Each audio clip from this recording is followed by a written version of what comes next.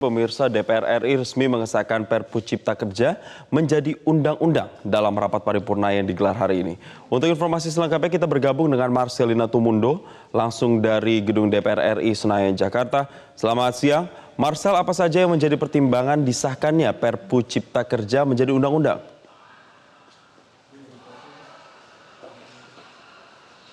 Ya, Jason, dalam rapat paripurna tadi DPR RI yang telah secara resmi mensahkan Perpu Cipta Kerja nomor 2 tahun 2022 menjadi undang-undang ini dengan sejumlah pertimbangan, terutama sebetulnya pertimbangan ini datang dari pihak pemerintah atau dalam hal ini dari Presiden yang sebelumnya telah mengeluarkan Perpu ini, yang mana tadi pertimbangan dari pemerintah dibacakan oleh Menko Perekonomian Airlangga Hartarto ketika tadi hadir dalam rapat paripurna.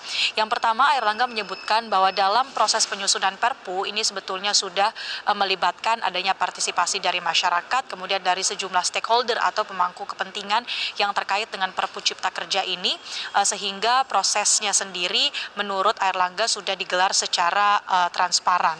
Kemudian pertimbangan dari pemerintah yang memilih jalur atau mekanisme Perpu sebagai tindak lanjut dari putusan MK yang sebelumnya yang memberikan waktu untuk memperbaiki Undang-Undang Cipta Kerja di tahun 2021 kemarin.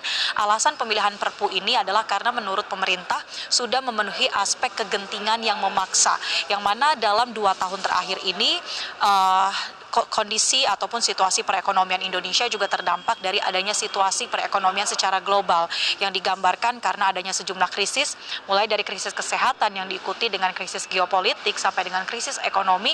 Ini membuat adanya situasi ketidakpastian bagi iklim berinvestasi ataupun iklim berusaha di Indonesia.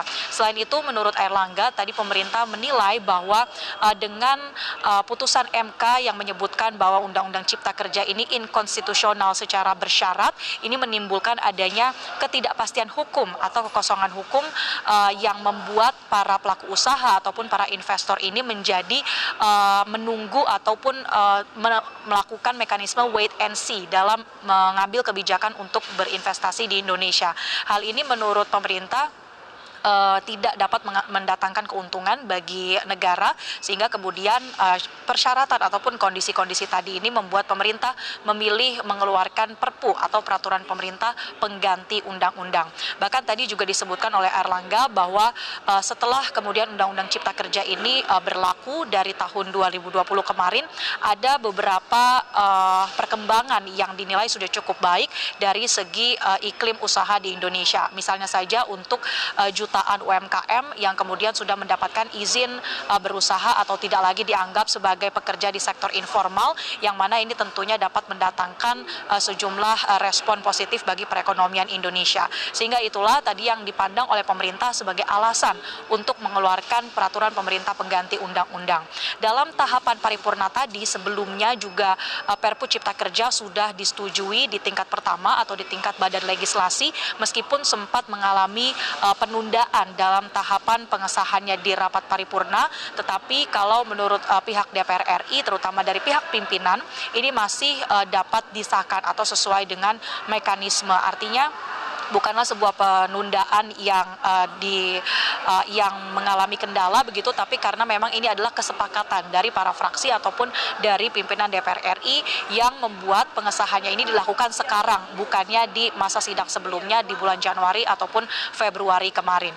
Sehingga pada akhirnya sudah secara sah Perpu Cipta Kerja ini disahkan menjadi undang-undang yang menjadi perluasan dari Undang-Undang Cipta Kerja nomor 11 tahun 2020 kemarin.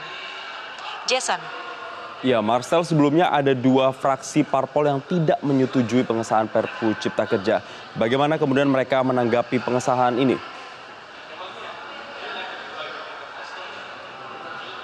Benar sekali, Jason, tepatnya adalah Partai Demokrat dan Partai Keadilan Sejahtera atau PKS yang menyatakan menolak pengesahan Perpu Cipta Kerja menjadi undang-undang. Yang menariknya tadi untuk sikap dari PKS, mereka menyatakan menolak sekaligus juga walk out atau keluar dari ruang rapat paripurna. Kami melihat ada 11 anggota fraksi PKS yang kemudian keluar menunjukkan penolakan mereka atau tidak sepakatnya mereka dengan pengesahan Perpu Cipta Kerja ini menjadi undang-undang. Alasan-alasan yang disebutkan oleh PKS ataupun Demokrat, yang pertama ini menurut mereka Perpu Cipta Kerja tidak memenuhi syarat kegentingan yang memaksa, karena sebetulnya dalam tahapan pengesahannya pun sudah dilakukan penundaan dari pihak DPR RI, sehingga menurut PKS ataupun Demokrat tidak ada hal-hal kegentingan yang menyebabkan harus diterbitkannya Perpu menjadi undang-undang. Kemudian alasan yang kedua, kalau menurut PKS dan Demokrat, kalau berkaca pada putusan MK di tahun 2021 kemarin yang meminta agar pembahasan Undang-Undang Cipta Kerja ini dibuka kembali untuk publik, menurut kedua partai politik yang kontra merasa bahwa pembahasannya justru kalau melalui Perpu tidak dapat membuka partisipasi kepada publik untuk mengevaluasi kembali isi dari Undang-Undang Cipta Kerja yang sudah berlaku sebelumnya. Sehingga sikap dari kedua partai politik ini menyatakan menolak. Namun demikian, karena secara mayoritasnya atau 7 fraksi partai politik dari 9 fraksi di DPR ini menyatakan setuju, maka kemudian Perpu Cipta Kerja dapat disahkan sebagai undang-undang sebagaimana tadi sudah diketok palunya di dalam rapat paripurna hari ini. Demikian, Jason. Terima kasih Marcelina Tumundo atas laporan langsung Anda dan selamat kembali bertugas.